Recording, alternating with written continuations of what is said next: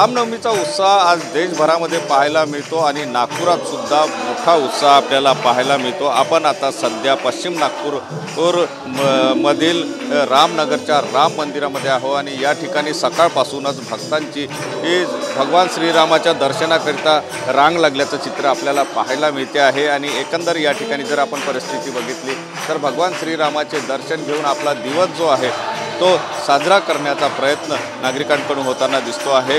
भजन पूजन जे आहे ते या ठिकाणी होताना दिसते आहे। भजन मंडळांकडून भजन गायली जात आहे आणि याच मंदिरातून सायंकाळी 5:30 वाजता एक शोभायात्रा सुद्धा निघणार आहे। महत्त्वाचं म्हणजे हे मुख्यमंत्र्यांच्या घरापासून काही अंतरावरच हे राम मंदिर आहे। या ठिकाणी मुख्यमंत्री सुद्धा दर्शनाला नेहमी येत असतात।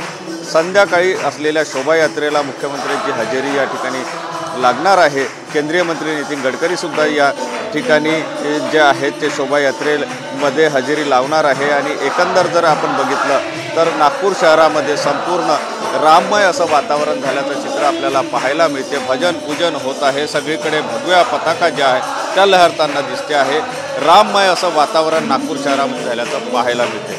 कॅमेरामन साईसह सुनील ढगे, TV9 मराठी, नागपूर।